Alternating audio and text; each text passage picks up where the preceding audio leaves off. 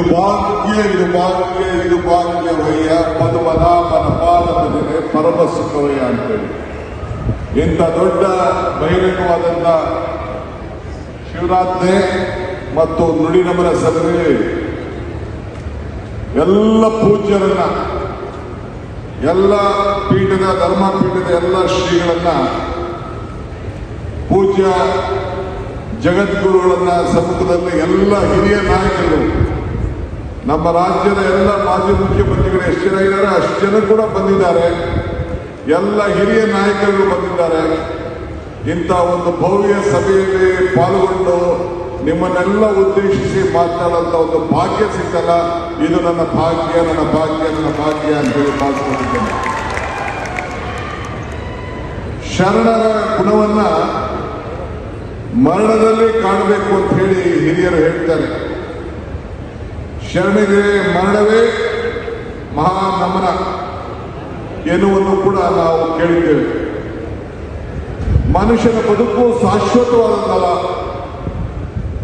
ಆದರೆ ನಾವು ಬಿಟ್ಟು ಹೋಗುವ ಕೆಲಸಗಳು ಶಾಶ್ವತ. ವೇದಿಕೆಯಲ್ಲಿ ಎಲ್ಲ ಹಿರಿಯರ ಶರಣಿದ್ದಾರೆ. ಯಾರ ಹೆಸರನ್ನು ನಾನು ತೆಗೆದುಕೊಳ್ಳಕ್ಕೆ ಹೋಗುದಿಲ್ಲ, ಕ್ಷಮಿಸಬೇಕು. ಯಾಕೆಂದರೆ ಮಲ್ಲಿಕಾರ್ಜುನ್ ಅವರು ಎಲ್ಲರ ಹೆಸರನ್ನ ಗೌರವಪೂರ್ವಕವಾಗಿ ತೆಗೆದುಕೊಂಡಿದ್ದಾರೆ. ಮತ್ತು ನಾಡಿನ ಮುಖ್ಯಮಂತ್ರಿಗಳು, ಮಾಜಿ ಮುಖ್ಯಮಂತ್ರಿಗಳು ಮತ್ತು ಹಿರಿಯ ನಾಯಕರ ಹೆಸರು ಕೂಡ ತೆಗೆದುಕೊಂಡಿದ್ದಾರೆ. ಎಲ್ಲರೂ ಕೂಡ ನನಗೆ ಬಹಳ ಸಮಯ ಆಗಿದೆ. ಮಲ್ಲಿಕಾರ್ಜುನ್ ಮತ್ತು ಪ್ರಭಾ ಮಲ್ಲಿಕಾರ್ಜುನ್ ಅವರು ಕೂಡ ಎಲ್ಲ ವಿಚಾರಗಳನ್ನ ಚರ್ಚೆ ಮಾಡಿದ್ದಾರೆ. ಸೊ ಅದರಿಂದ ನಾನು ಯಾರ ಹೆಸರು ತೆಗೆದುಕೊಳ್ಳೋದಿಲ್ಲ, ಕ್ಷಮಿಸಬೇಕು.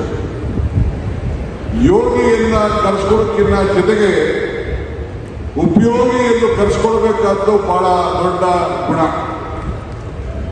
ನಾನು ಶಿವಶಂಕರಪ್ಪನವರ ಬಾಂಧವ್ಯ, ಅವರು ಎಷ್ಟು ದಿನ ವಿಧಾನಸಭೆಯಲ್ಲಿ ಇದ್ರೋ ಅಷ್ಟು ದಿನವೂ ಕೂಡ ನಾನು ಅವರ ಜೊತೆಯಲ್ಲಿ ಸದಸ್ಯನಾಗಿ ಕೆಲಸ ಮಾಡುವಂಥ ಭಾಗ್ಯ ಇತ್ತು. ಹೃದಯ ಶ್ರೀಮಂತಿಕೆಯನ್ನ ಹೊತ್ತಂತ ಒಬ್ಬ ದೊಡ್ಡ ವ್ಯಕ್ತಿತ್ವವನ್ನ ಇಟ್ಕೊಂಡಿದ್ರು. ಶ್ರೀಮಂತಿಕೆ ಜೊತೆಯಲ್ಲಿ ಹೃದಯ ಶ್ರೀಮಂತಿಕೆಯನ್ನು ಕೂಡ ಇಟ್ಕೊಂಡಿದ್ದನ್ನ ನಾವೆಲ್ಲ ಗಮನಿಸ್ಕೊಂಡಿದ್ದೇವೆ. ಒಬ್ಬ ವ್ಯಕ್ತಿಯಿಂದ ಎಷ್ಟು ಜನ ಇದ್ದಾರೆ ಅನ್ನೋಕ್ಕಿಂತ ಮುಖ್ಯವಾಗಿ ಅವರ ಬದುಕಿದಾಗ ಎಷ್ಟು ಜನರಿಗೆ ಅವರ ಬದುಕನ್ನ ಬದಲಾವಣೆ ಮಾಡಿದ್ದಾರೆ ಅನ್ನೋದು ಬಹಳ ಮುಖ್ಯ. ಅದಕ್ಕೆ ಶಿವಶಂಕರಪ್ಪನವರೇ ಒಂದು ದೊಡ್ಡ ಸಾಕ್ಷಿ ಗುಡ್ಡೆಯಾಗಿ ಇವತ್ತು ನಮ್ಮ ಜೊತೆ ಅವರು ಸತ್ರು ಕೂಡ ಅವರ ಆದರ್ಶಗಳು ಬದುಕಿದಿವೆ ಅನ್ನೋದಕ್ಕೆ ಎಂಬ ಅಪಾರ ಜನಸಮೂಹ ಸಾಕ್ಷಿ ಅಂತೇಳಿ ನಾನು ಭಾವಿಸ್ಕೊಂಡಿದ್ದೇನೆ. ಮರಣ ಅತ್ಯಂತ, ಆದರೆ ಜೀವನ ಕೂಡ ಮತ್ತೊಮ್ಮೆ ಅಧ್ಯಾಯ ಒಂದು ಪ್ರಾರಂಭ ಆಗಿದೆ. ನಾನು ಯಾವಾಗಲೂ ಮತ್ತಷ್ಟು ಸುದ್ದಿಗಳಿಗಾಗಿ ನೋಡ್ತಾ ಇರಿ ಪಬ್ಲಿಕ್ ನ್ಯೂಸ್ 24x7. ಇದು ಸತ್ಯದ ಧ್ವನಿ.